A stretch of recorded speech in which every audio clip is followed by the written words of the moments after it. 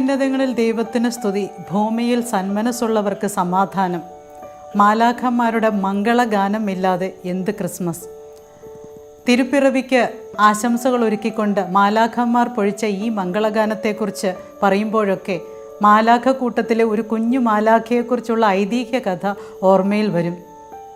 തൂവള്ള ചിറകുകളും നീണ്ട ഉടുപ്പുകളും നിഷ്കളങ്ക മുഖവും സ്വർഗീയ സംഗീതവുമായി ഒഴുകി നടക്കുന്ന മാലാഖ കൂട്ടങ്ങളെ എല്ലാം വിളിച്ചു നിർത്തി മുഖ്യനായ ഗബ്രിയേൽ ഒരു ദിവസം പറഞ്ഞു, ഇന്ന് നാം എല്ലാവരും രാത്രി തന്നെ അങ്ങ് ദൂരെ ബെത്ലഹേമിലേക്ക് യാത്രയാവുകയാണ്. അത്യുന്നതനായ ദൈവത്തിൻ്റെ പുത്രൻ അവിടെ ജാതനാകുന്നു. ആ ശിശുവിനെ വരവേൽക്കാൻ വേണ്ടിയിട്ടാണ് നമ്മൾ പോകുന്നത്. മാലാഖമാർക്കെല്ലാം സന്തോഷമായി. പക്ഷേ കൂട്ടത്തിലെ കുഞ്ഞനായ ഒരു മാലാഖയ്ക്ക് അല്പസങ്കടം വന്നു. കാരണം അവൻ കുഞ്ഞനാണ്. അത് തന്നെയല്ല, ചിറകുകൾക്ക് തീരെ വലുപ്പവുമില്ല. ബെത്ലഹേമിലെത്തണമെങ്കിൽ ഇപ്പോഴേ യാത്ര തുടങ്ങണം. അതല്ലാതെ മറ്റുള്ളവരോടൊപ്പം പറന്നു ചെല്ലാൻ തനിക്ക് സാധിക്കുമെന്ന് തോന്നുന്നില്ല. അവൻ അപ്പോൾ തന്നെ സ്വർഗത്തിൽ മാത്രം വിരിയുന്ന കുറേ നക്ഷത്രപ്പൂക്കൾ വാരിയെടുത്ത് കീശയിലാക്കി ഭൂമിയിൽ ചെല്ലുമ്പോൾ ദിവ്യ ശിശുവിനെ സമ്മാനിക്കണമല്ലോ. അങ്ങനെ പറന്നും നടന്നും മാലാഖ കുഞ്ഞൻ നീങ്ങുകയാണ്. പക്ഷേ എവിടെയാണ് ഈ ബെത്ലഹേം? ചെന്നെത്താനാവുന്നില്ലല്ലോ.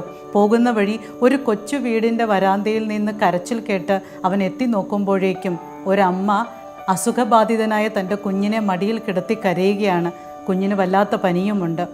നമ്മുടെ മാലാഖ കുഞ്ഞൻ ആരുടെയും ശ്രദ്ധയിൽപ്പെടാതെ അതിനകത്ത് കടന്നു ചെന്ന് കുഞ്ഞിൻ്റെ നെറ്റിയിൽ തൊട്ടു. അവൻ്റെ പനി മാറി. അമ്മയ്ക്ക് അത്ഭുതം തോന്നി. പക്ഷെ മാലാഖ കുഞ്ഞ് തിടുക്കത്തിലായിരുന്നു. ബെത്ലഹേമിൽ ചെല്ലണ്ടേ. അവിടെ നിന്നിറങ്ങി. അപ്പോൾ തന്നെ അവൻ്റെ കീശയിൽ നിന്ന് കുറേ നക്ഷത്രപ്പൂക്കൾ അവിടെ വീഴുകയാണ്. വീണ്ടും പോകുമ്പോൾ മുൾച്ചെടികൾക്കിടയിൽ കാലുടക്കി മുറിവേറ്റ് കിടക്കുന്ന ഒരു ആട്ടിൻ കുഞ്ഞിനെ കാണുന്നു. അതിൻ്റെ കരച്ചിൽ ശ്രദ്ധിക്കാതെ പോകാൻ മനസ്സ് വന്നില്ല. അങ്ങനെ സാഹസികമായി മുൾച്ചെടികൾക്കിടയിൽ നിന്നും ആട്ടിൻ കുഞ്ഞിനെ മോചിപ്പിച്ച് അവനെ നേരെ നിർത്താൻ നോക്കുമ്പോൾ കാലിന് സാരമായ മുറിവുണ്ട്. എങ്ങനെ ഉപേക്ഷിച്ചു പോകും? അവനെയും കൂടെ കൂട്ടി. അപ്പോഴും നമ്മുടെ മാലാഖ കുഞ്ഞിൻ്റെ കീശയിൽ നിന്ന് കുറേ നക്ഷത്രപ്പൂക്കൾ അവിടെ വീണ് കഴിഞ്ഞിരുന്നു. അങ്ങനെ അവർ രണ്ടുപേരും കൂടി പോകുന്ന വഴിയിൽ കുറേ വേദനിക്കുന്നവരെയും കരയുന്നവരെയും ഒക്കെ ആശ്വസിപ്പിച്ചിട്ടാണ് പോകുന്നത്. അപ്പോഴൊക്കെ കുറേ നക്ഷത്രപ്പൂക്കൾ വഴിയിൽ വീഴുകയും ചെയ്തു. അവസാനം ബെത്ലഹേമിൽ എത്തിയപ്പോഴേക്കും നമ്മുടെ മാലാഖ വൃന്ദമാകെ നിരന്നു കഴിഞ്ഞു. അവർ പാട്ടും മേളവും ഒക്കെ തുടങ്ങിക്കഴിഞ്ഞു. തൻ്റെ ഊഴം നഷ്ടമായല്ലോ, തനിക്കിനി ദിവ്യ ശിശുവിനെ കാണാൻ സാധിക്കുമോ എന്നൊക്കെ വിഷമിച്ചു നിന്ന നമ്മുടെ മാലാഖ കുഞ്ഞിനെ നോക്കി പുൽക്കൂട്ടിൽ പിറന്ന ഉണ്ണി നിഷ്കളങ്കമായി ചിരിച്ചത്രേ. അപ്പോൾ വീണ്ടും കുറേ നക്ഷത്രപ്പൂക്കൾ അവിടമാകെ നിറഞ്ഞുവത്രേ. പ്രിയമുള്ളവരെ, ഇതൊരു കുട്ടിക്കഥയായി തോന്നാമെങ്കിലും സന്ദേശം ഗൗരവമുള്ളത് തന്നെയാണ്. നമ്മൾ മനുഷ്യർക്ക് എപ്പോഴാണ് മാലാഖമാരായി മാറാൻ സാധിക്കുക? വിശുദ്ധ ഗ്രന്ഥത്തിൽ നമ്മൾ പലയിടത്തും മാലാഖമാരുടെ സാന്നിധ്യം കാണുന്നുണ്ട്.